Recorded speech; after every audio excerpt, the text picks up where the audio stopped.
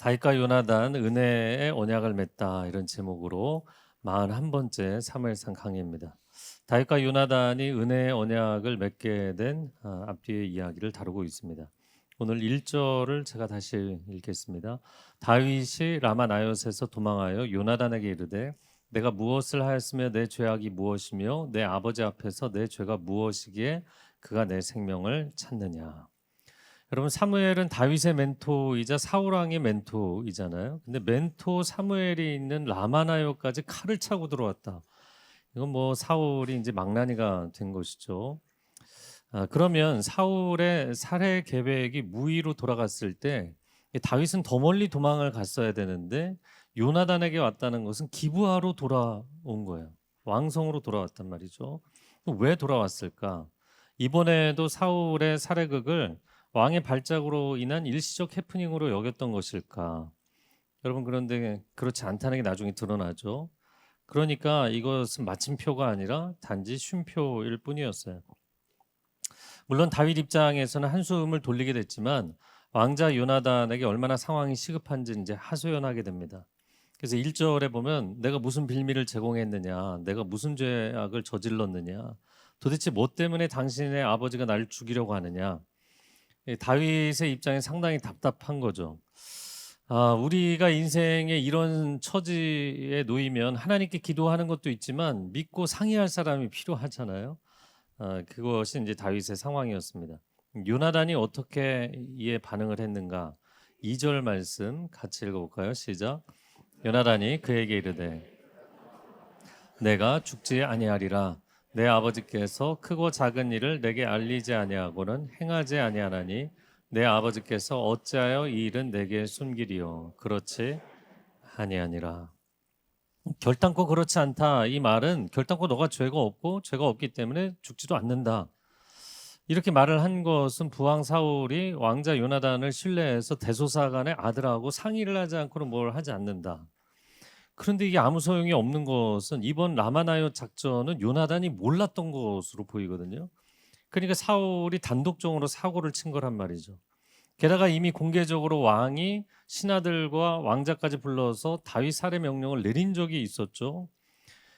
그런데도 요나단은 아직도 자기 아버지가 약간 제정신이 아닐 때가 이제 오락가락이 있으니까 이거 의도적인 것이 아니라 이거 우발적인 사건이었다 이렇게 해석을 하고 있는 거예요. 이렇게 상황 판단을 못 하고 있으니까 이제 다윗이 더 강하게 이야기를 하는 게 3절입니다. 3절 읽어볼까요? 시작. 내가 내게 은혜 받은 줄을 내 아버지께서 밝히 알고 스스로 이르기를 요나단이 슬퍼할까 두려운즉 그에게 이것을 알리지 아니하리라 함이니라. 그러나 진실로 여호와의 살아계심과 내 생명을 두고 맹세하노니 나와 죽음의 사이는 한 걸음 뿐이니라. 자, 맹세를 두 번이나 하면서 이야기를 합니다. 내가 왕자와 호혜 관계라는 것을 알고 왕께서 당신이 슬퍼할까봐 얘기를 안 한 것뿐이지 맹세하는데 나와 죽음 사이는 한 걸음이다. 그러니까 이게 무슨 얘기예요? 나는 죽기 일보 직전이다. 이렇게 표현한 거예요. 왕자가 그럴 리 없다고 이야기를 하자 이번엔 더 강하게 이야기를 한 겁니다. 왜냐하면 다윗은 실제로 벼랑 끝에 서 있었기 때문이었어요. 자, 4절에서 6절을 제가 읽어볼게요. 요나단이 다윗에게 이르되 내 마음의 소원이 무엇이든지 내가 너를 위하여 그것을 이루리라. 다윗이 요나단에게 이르되 내일은 초하루인즉 내가 마땅히 왕을 모시고 앉아 식사를 하여야 할 것이나 나를 보내어 셋째 날 저녁까지 들에 숨게 하고 내 아버지께서 만일 나에 대하여 자세히 묻거든 그때 너는 말하기를 다윗이 자기 성읍 베들레헴으로 급히 가기를 내게 허락하라 간청하였사오니 이는 온 가족을 위하여 거기서 매년제를 드릴 때가 되민이다 하라. 자, 요나단이 상황의 심각성을 깨닫고 소원을 얘기해봐라. 이 얘기는 그래? 그러면 너가 원하는 걸 얘기해봐라. 내가 다 도와주겠다. 얘기를 했어요. 그랬더니 다윗이 그동안 고민을 하면서 세운 한 가지 계획을 얘기하게 됩니다. 이 계획에서 나온 두 가지 제사에 대한 중요한 얘기가 나오는데 초하루와 매년제입니다. 저를 한번 따라해보세요. 초하루, 매년제. 이 초하루라는 것은 월의 첫 번째 날이에요. 뭐 8월 1일, 9월 1일, 10월 1일 이게 첫 번째 날. 그래서 이제 월삭이라고도 표현을 하고 뉴문이라고도 얘기하는데, 이 월삭이 중요한 그들에겐 절기였기 때문에 왕의 식탁에 둘러앉아서 함께 식사를 했던 거예요. 자, 이 제도가 어디서 시작이 됐냐면 민수기 10장 10절, 이것도 제가 읽겠습니다. 또 너희의 희락의 날과 너희가 정한 절기, 1년에 7번의 절기가 있었어요. 그리고 초하루에는 번제물을 드리고 또 뭐를 드리라고요? 화목제물을 드리며 나팔을 불라. 이 나팔 불라는 거는 중요한 절기라는 거예요. 그런데 화목제물을 드리고 나면 그 화목제물 중에 일부는 가족들이 함께 식사를 했거든요. 그러니까 이 중요한 절기에 제사를 지내고 나서 함께 교제하는 자리에 앉아 있어야 되는 거예요. 그런데 다윗이 없으니까 왕이 이상하게 여기서 질문을 하면 가족의 뭐 때문에 불참했다? 매년제 때문에 불참했다고 얘기를 해달라. 그럼 월삭보다 더 중요한 절기이기 때문에 구실이 될 만한 거를 찾은 거죠. 자, 매년제는 이스라엘 사람들이 원래 7대 절기 중에서 그 중에서도 중요한 3대 절기, 이 유월절과 오순절과 수장절, 이 세 번은 모든 이스라엘 남자들은 하나님 앞에 예배를 드려야 된다, 이렇게 정해져 있거든요. 근데 이제 시대가 뒤로 흐르면서 이 세 번의 절기도 이들이 다 못 지켰던 것 같아요. 각 가정마다 정해놓은 매년제의 시기가 있었던 거죠. 그래서 여러분, 매년제라는 것은 이스라엘 사람들에게는 최우선순위의 종교 의무였기 때문에 월삭의 왕의 식탁에 앉지 못할 만한 합당한 이유가 되었던 거예요. 그런데 만약에 왕이 그것조차도 용인을 해주지 않는다? 그러면 나에 대해서 적개심을 갖고 있는 게 분명하다라는 뜻이다, 이렇게 해석을 한 거죠. 7절과 8절 같이 읽겠습니다. 그의 말이 좋다 하면 나를 해하려고 결심한 줄을 알지니, 그런즉 바라건대 내 종에게 인자하게 행하라. 내가 내 종에게 여호와 앞에서 너와 맹약하게 하였음이니라. 그러나 내게 죄악이 있으면 내가 친히 나를 죽이라. 나를 내 아버지에게로 데려갈 이유가 무엇이냐 하니라. 자, 왕이 그럴 수 있지, 이렇게 허용을 해주면 내가 평안하겠지만, 왕이 그 상황에서도 분노를 한다? 그럼 죽이려는 것이다.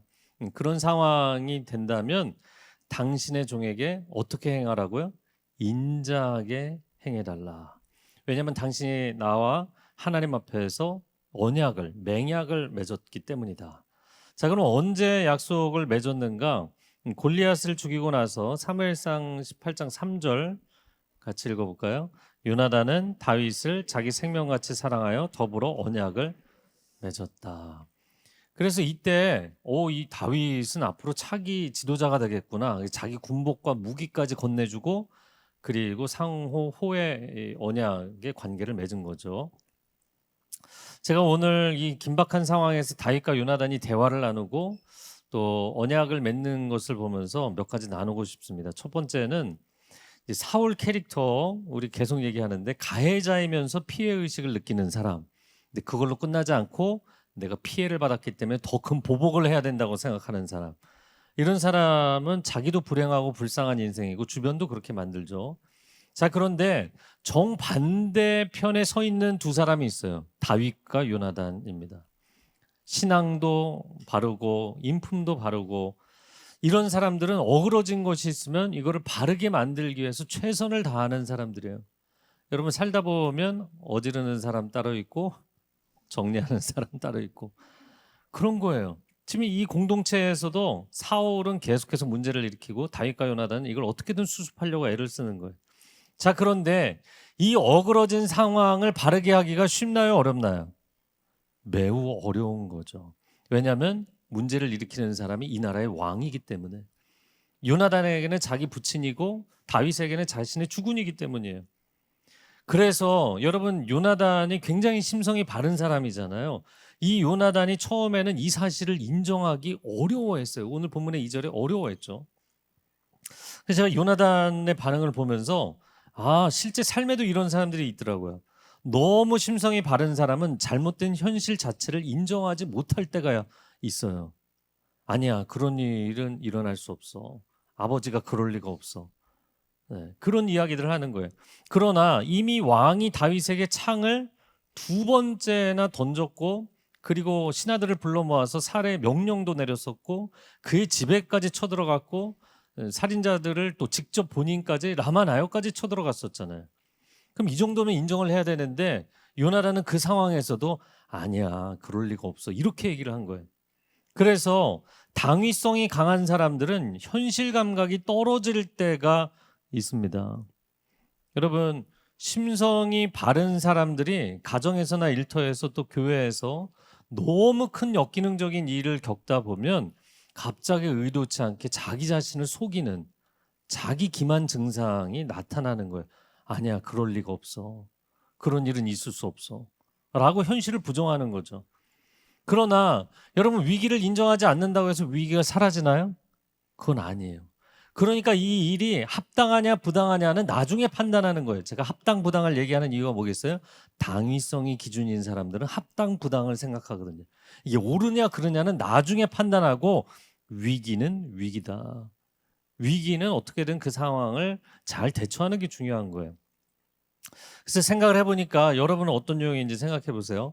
감성형의 사람, 이제 필링이 강한 사람은 현실 인식이 느리거나 왜곡되는 경향이 생겨서 요나단 같은 반응이 나올 가능성이 있어요. 그러면 뭐 저 같은 띵킹형의 사람들은 문제가 없을까요? 현실 판단이 빠르긴 하지만 너무 빨라서 또 잘못하는 경우들이 있어요. 그래서 하나님 안에서 우리가 영적 당위성, 신앙의 당위성은 있지만 그러나 예리한 현실 감각은 상당히 중요한 것이다. 자, 두 번째, 인생이 사면 초가의 상황이 되었을 때 믿고 대화할 수 있는 사람이 곁에 있다면 이건 엄청난 축복이에요. 여러분 생각해 보세요. 지금 다윗이 누구를 믿겠습니까? 왕이 다스리는 나라에 살면서 어떤 신하를 믿겠어요? 어떤 백성을 믿겠어요? 게다가 자기의 부모 형제는 더더욱이 못 믿을 사람들이었잖아요. 그러니까 다윗 입장에서는 상당히 힘들었을 겁니다. 그나마 사무엘을 믿고 피신을 했는데 사무엘이 있는 라마까지 침략을 받았잖아요. 이제 갈 곳이 없습니다. 그러나 그에게는 감사하게도 한 사람이 남아 있었는데 그가 요나단이었던 거예요. 전 여러분 곁에 대화가 통하고 진심이 통하는 사람이 있기를 주님의 이름으로 축복합니다. 그 사람이 여러분의 배우자라면, 가족이라면 정말 감사한 것이고, 그리고 여러분이 믿음의 공동체 안에서 그런 사람 만나게 되기를 주님의 이름으로 축복합니다. 자, 그런데 어떤 분들은 아니 뭐 내가 뭐 사울처럼 압박을 당하고 뭐 오해를 받아도 나만 바른 길로 꿋꿋이 살면 되지, 그렇게 생각하시는데 그렇지 않습니다. 하나님께서 우리를 언어적인 소통의 존재로 창조하신 줄로 믿습니다. 하나님 생각해 보면 하나님은 구원의 일만 하시는 분이 아니라 하나님이 우리랑 소통하시기 위해서 말씀을 많이 하세요? 적게 하세요? 네, 중요한 얘기만 적었는데 이만큼이다. 그래서 하나님은 말씀 굉장히 많게 대한 얘기를 좀 하려고 하는데, 그래서 남녀가 너무 다르잖아요. 관계, 부부 관계에 대한 얘기를 좀 하려고 하는데, 그래서 남녀가 너무 다르잖아요. 자매님들은 항상 대화가 필요해. 대화가 필요해요. 그래서 저희가 커피숍을 오픈하니까 자매님들이 너무나 애용하고 계세요. 할렐루야. 근데 형제님들은 대부분 어떤 심리를 갖고 있냐면 그걸 꼭 말을 해야 알아? 말보다 행동이 신뢰를 주는 거지. 내가 20년째 이렇게 살았는데 모르겠어 아직도 나의 진심을? 제가 지난주에 했던 대사예요. 여러분, 형제들은 하루에 8,000단어 쓰면 끝이라고 그러거든요. 그러니까 일터에서 8,000단어 이미 다 써버렸어요. 그러니까 집에 오면 이제 할 말이 없다는 거잖아요. 경상도 남자들이 딱 세 마디 한다 그러죠. 아는, 먹자, 자자. 그게 끝이라는 거예요. 근데 이제 자매들은 하루에 2만 단어를 써야 된다고 합니다. 2만 단어를 뭐 아이들 학부형들하고 얘기하고 전화해서 뭐 집사님하고 2-3시간 얘기해도 2만 단어 못 쓰거든요. 그러니까 나머지 1만 단어를 남편이 올 때까지 기다리는 거예요. 근데 이 인간이 집에 들어와서 대화를 안 해주는 거죠. 제가 예전에 어떤 집사님, 누군지 알려가지 마세요. 어떤 집사님이 저희 아내한테 목사님하고 결혼해서 참 좋으시겠어요. 그날 저녁에 저희 아내가 저한테 화를 내더라고요. 제가 설교 때나 이렇게 말이 많지 혼자 집에 있을 때 말이 많을까요, 적을까요? 네, 말이 없죠. 제가 이번 설교 준비하면서 나름 회개했는데 제가 뭐 하나에 집중하면 정말 거기에 완전히 빠져 있거든요. 지난 한 주간 그 여름 그 마지막 휴가를 받아서 하루 14시간씩 앉아갖고 책을 썼어요. 예수 그리스도를 본받으라 저희 올해 이제 주제인데 2학기 교재로도 쓸 계획인데 하루 14시간을 거기에 이제 초집중을 해서 있으니까 집에 아내가 있고 가족들이 있는데 전혀 신경을 안 쓰고 있는 거죠. 그래서 제가 어느 순간 야 내가 너무 신경을 안 쓰고 있구나. 대화가 필요하구나. 이제 책이 거의 끝날 즈음에 제가 아내한테 갑자기 막 다가와서 막 얘기를 하고 친절하게 하니까 도대체 왜 이러지? 이렇게 쳐다보더라고요. 여러분 하나님도 이렇게 말씀이 많으신데 우리 형제님들 소통의 노력이 필요합니다. 물론 하나님이 우리 이렇게 지으신 것도 있지만 자, 이 얘기는 부부 얘기는 제가 좀 더 하겠습니다. 자, 이어지는 11절에서 15절 말씀 같이 읽어보겠습니다. 시작. 요나단이 다윗에게 이르되 오라 우리가 들러 가자 하고 두 사람이 들러 가니라. 요나단이 다윗에게 이르되 이스라엘의 하나님 여호와께서 증언하시거니와 내가 내일이나 모레 이맘때 내 아버지를 살펴서 너 다윗에게 대한 의향이 선하면 내가 사람을 보내어 내게 알리지 않겠느냐.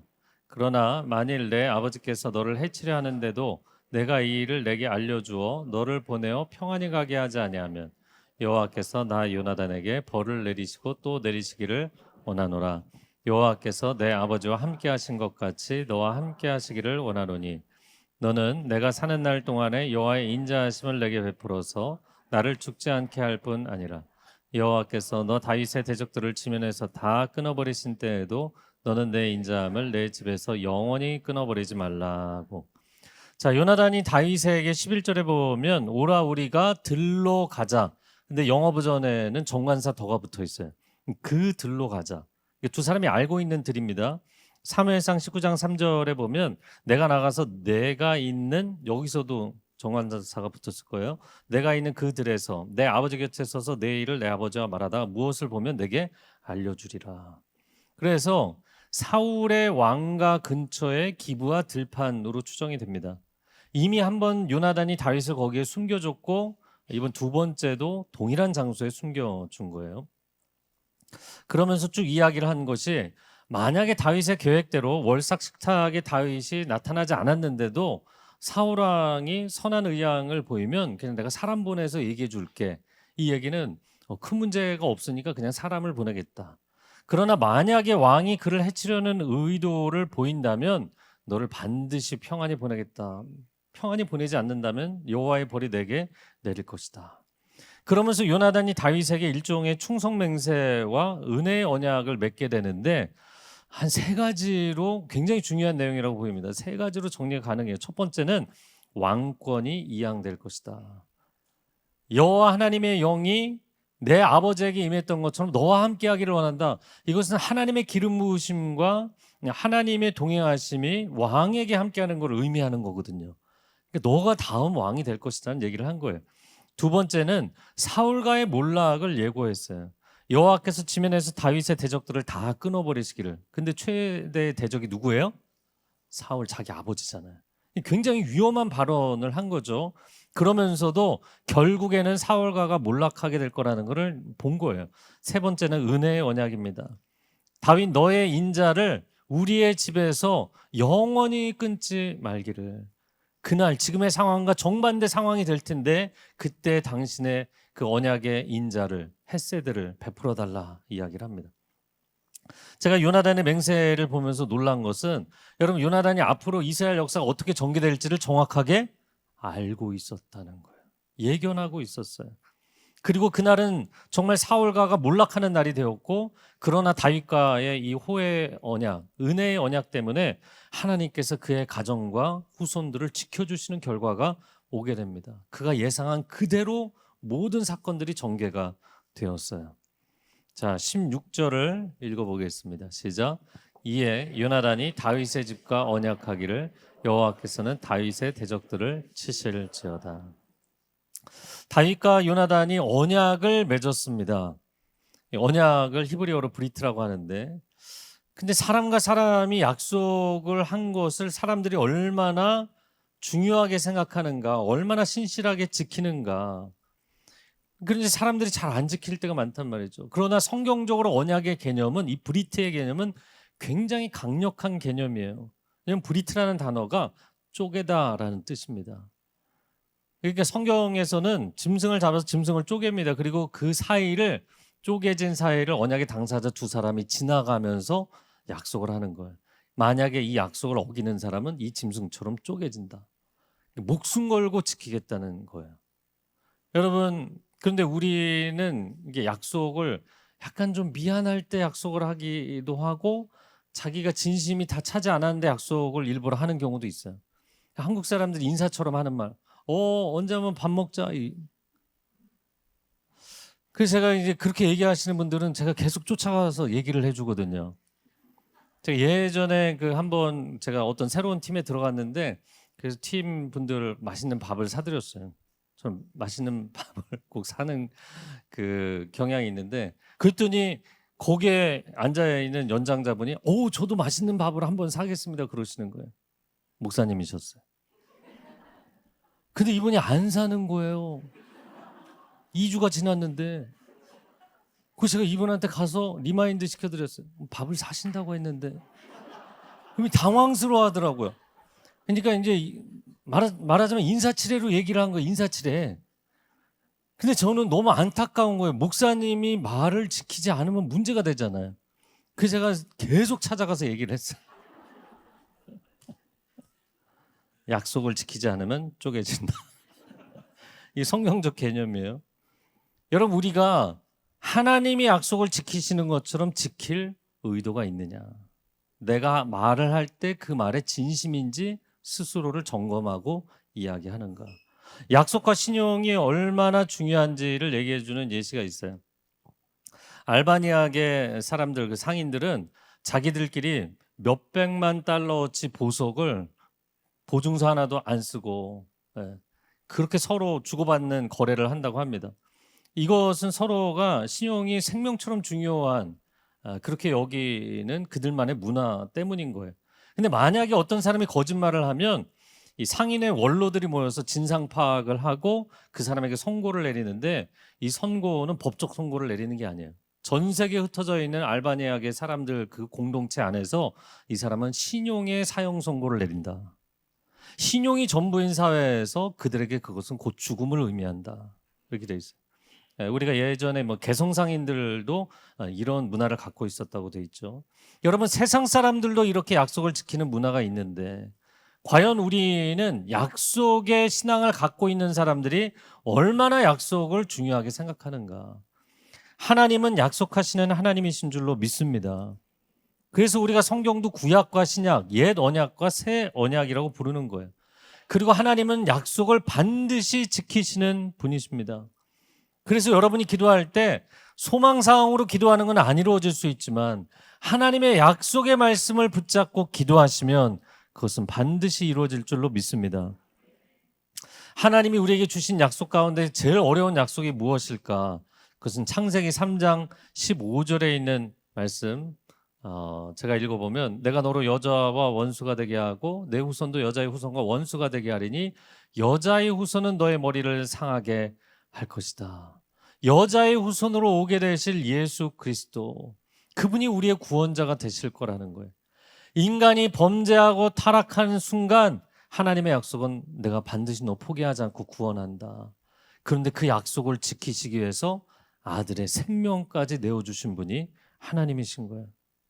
제가 학창시절 성경을 읽다가 발견하고서 이건 보물을 건졌다 이렇게 생각했던 성경 구절이 있어요.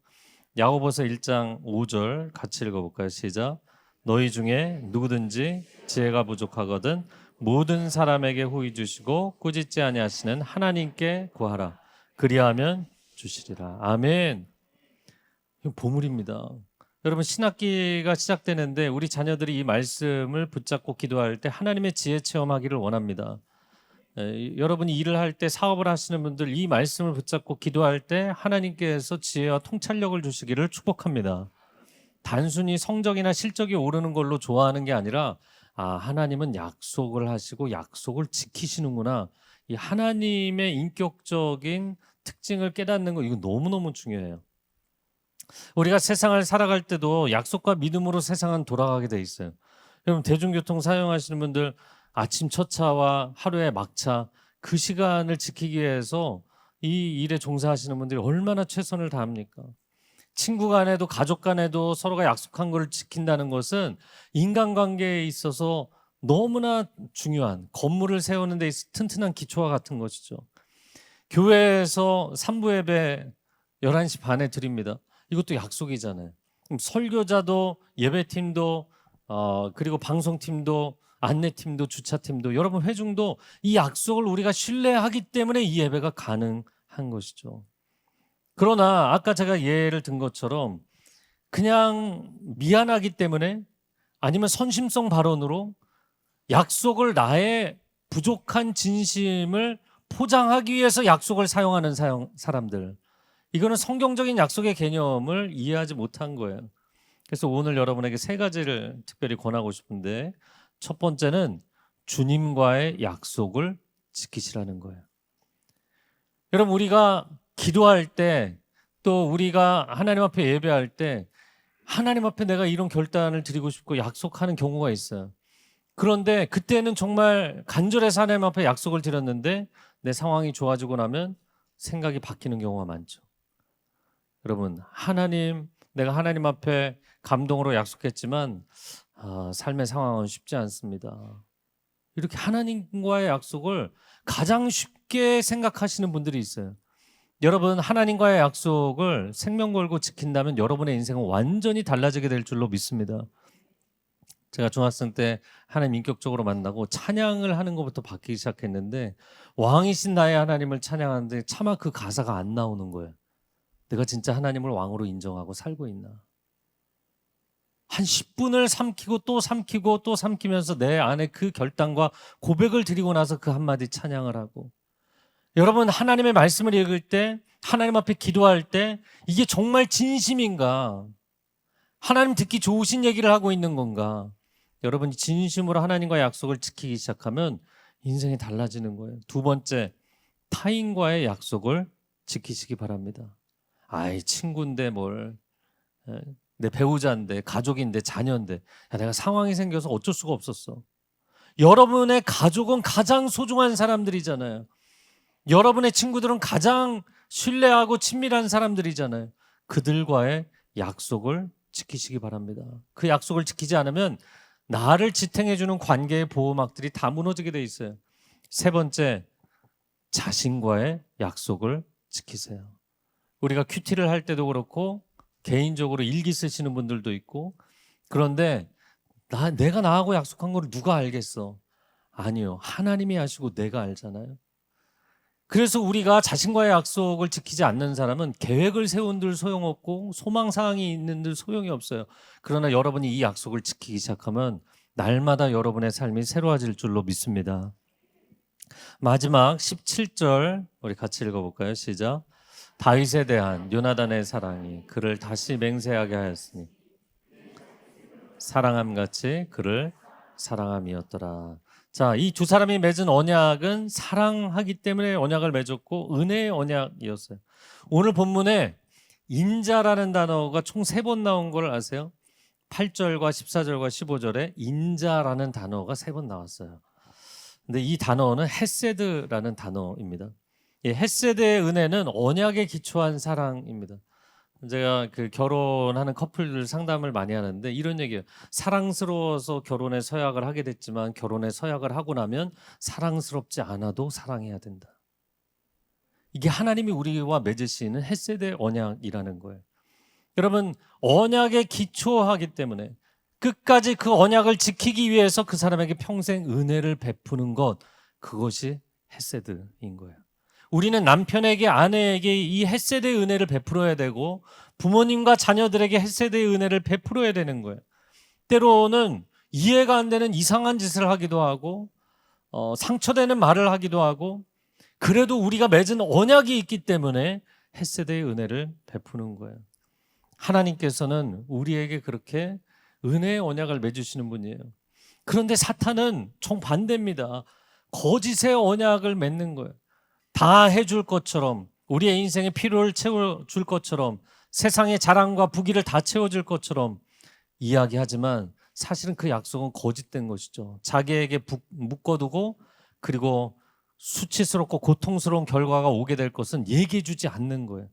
그러나 하나님은 사랑의 언약을 맺으시는 하나님이신 줄로 믿습니다.